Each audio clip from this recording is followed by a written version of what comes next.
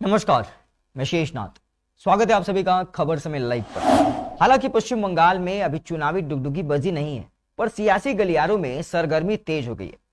हालांकि सियासी भूचाल जो है वो तो कई महीनों से लगातार आ रखा है और उठापटक का दौर भी जारी है।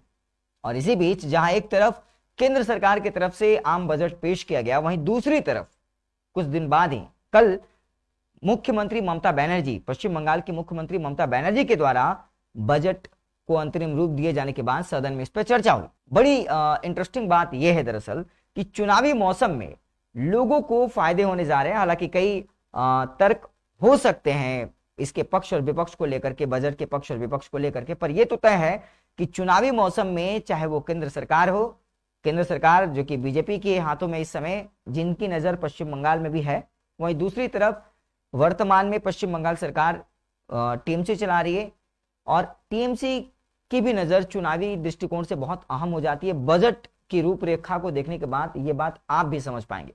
दरअसल पश्चिम बंगाल में इस साल होने जा रहे विधानसभा चुनाव से पहले मुख्यमंत्री ममता बनर्जी ने शुक्रवार को विधानसभा में अंतरिम बजट पेश किया।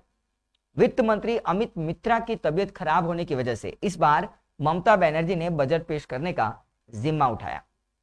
ममता जी ने जैसे ही बजट पेश करने के लिए सदन में बोलना शुरू किया, विपक्षी दल हंगामा करने लगे। थोड़ी देर बाद बीजेपी, वाम दलों और कांग्रेस ने सदन से बॉयकॉट कर दिया। बीजेपी सदस्यों ने जय श्री राम के नारे भी लगाए। इसके बाद ममता बनर्जी ने 2.99 लाख करोड़ रुपए का अंतरिम बजट पेश किया। अंतरिम बजट पर अगले 2 दिनों तक चर्चा होगी, फिर यह सदन से पारित होगा। इधर भारतीय जनता पार्टी के विधायकों ने विधानसभा सत्र के पहले दिन राज्यपाल जगदीप धनखड़ को सदन में आमंत्रित नहीं करने को लेकर भी हंगामा किया। बीजेपी विधायकों ने यह मांग करते हुए विधानसभा अध्यक्ष के आसन के समीप हंगामा किया कि अंतरिम बजट को वित्त मंत्री अमित मित्रा को पढ़ना चाहिए, न कि ममता बनर्जी को। गौरतलब है कि चुनाव पूर्व इस बजट पर लोगों की निगाहें जमी है।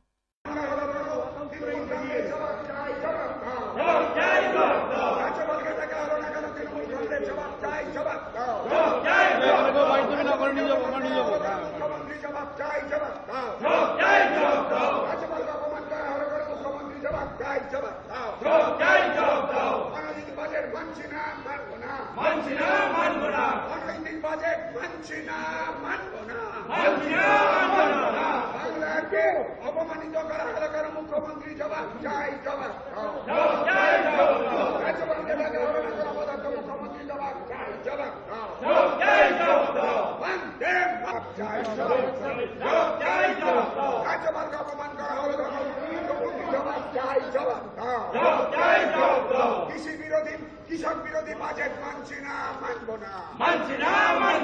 মমতা ব্যানার্জি দূর হটো,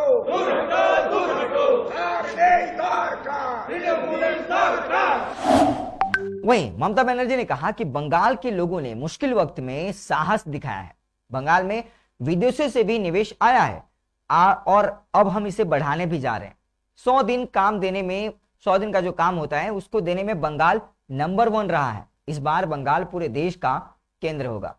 हो भी क्यों ना, चुनावी मौसम जो है, लोगों की बेहतरी के लिए हमारी सरकार लगातार काम कर रही है। यह कहना था ममता बनर्जी का।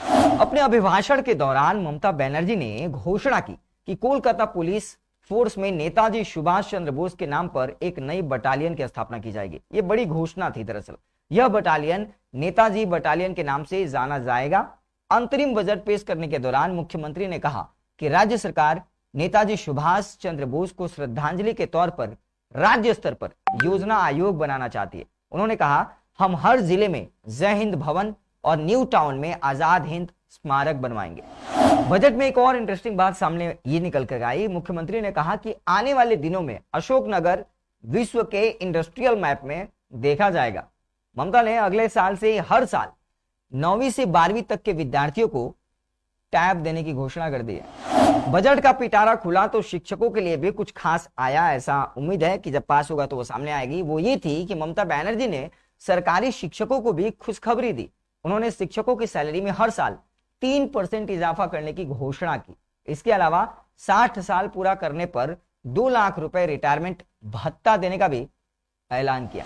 लगातार कोविड के दौरान स्कूली शिक्षा व्यवस्था ठप सी पड़ गई थी। ऐसे में जब आम बजट केंद्र सरकार के द्वारा निर्मला सीतारमण ने पेश किया था, तो उसमें भी हमने देखा कि 100 नए सैनिक स्कूल खोलने की घोषणा की गई थी। इसी तर्ज पर ममता बनर्जी ने भी कुछ खास रखा। दरअसल ममता बनर्जी ने SC, ST और अन्य गरीब लोगों के बच्चों के लिए 100 नए अंग्रेजी मीडियम स्कूल खोलने की घोषणा की। इसके अलावा मदरसों के लिए भी ममता बनर्जी ने, या ममता सरकार कह लें, 50 करोड़ के बजट का प्रावधान रखा है। मुख्यमंत्री ने कहा कि सरकार के कृषक बंधु योजना के तहत किसानों के हित को ध्यान में रखते हुए बजट को 5,000 करोड़ रुपए से बढ़ाकर 6,000 करोड़ कर दिया गया है। उन्होंने कहा, हम चाय बागान क्षेत्रों में 100 नए स्कूल बनवाएंगे। इसके अतिरिक्त SC, ST इलाकों में भी अंग्रेजी माध्यम के 100 नए स्कूल बनाए जाएंगे और बाकायदे इसके लिए हमने 300 पैरा शिक्षकों की भर्ती करने की योजना भी बना ली है। कोविड काल में एक और बड़ी बात सामने आ रही थी किसानों को लेकर के। दरअसल शुरुआती दौर में ही केंद्र सरकार की तरफ से जो योजना चलाई जाती है, प्रधानमंत्री किसान सम्मान निधि योजना, जिसके तहत हर किसान को जो रजिस्टर्ड हैं 4 महीने बाद 2-2 हजार रुपए और वर्ष के 6,000 रुपए कुल उनको मिलते हैं। पर बंगाल के किसान इससे वंचित रहे थे अभी तक। पर अब दरअसल ममता बनर्जी की सरकार ने केंद्र सरकार की PM किसान सम्मान निधि योजना को बंगाल में भी लागू करने पर सहमति जता दी है। मुख्यमंत्री ने कहा कि अगले 5 वर्षों में राज्य में 46,000 किलोमीटर लंबी सड़कें बनाई जाएंगी। उन्होंने कहा, अगले वर्ष तक हम 10,000 किलोमीटर ग्रामीण सड़कें बनाने की योजना पर काम कर रहे हैं, जिनमें वो सभी राजकीय राजमार्गों से जुड़ेंगी। हम महानगर में 4 नए फ्लाईओवर भी बनवाएंगे। तो आइए एक नजर डाल लेते हैं उन खास बिंदुओं पर जो इस बजट का केंद्र है। कोलकाता पुलिस में नेताजी के नाम पर बटालियन। सरकारी शिक्षकों की हर वर्ष 3% बढ़ेगी सैलरी। द्वारे सरकार की सफलता को देखकर साल में 2 बार घर घर जाएगी सरकार। मदरसों को भी 50 करोड़ की मदद। 1 जनवरी से 30 जून तक रोड टैक्स की छूट। किसानों के लिए अब 6,000 करोड़ की योजना। 5 सालों में बनाई जाएंगी 46,000 किलोमीटर सड़कें। तो ये थे मुख्य बिंदु दरअसल बजट को लेकर के। हालांकि चर्चा चल रहा है और इसको अंतरिम रूप देना अभी बाकी है। सदन के पटल पर रखे जाने के बाद इसको पारित कर दिया जाएगा विधिवत तरीके से। पर यह तो तय है कि बंगाल में चुनावी डुगडुगी बजने के पहले ही सरगर्मी बहुत तेज हो चली है। शोर मचना शुरू हो गया है और नेताओं का आगमन तो पहले से ही जारी है। बदस्तूर सिलसिला जारी है और इसी के बीच जहां एक तरफ केंद्र सरकार की तरफ से आम बजट पेश किया गया, वहीं दूसरी तरफ ममता बनर्जी ने भी ताल ठोक दिए।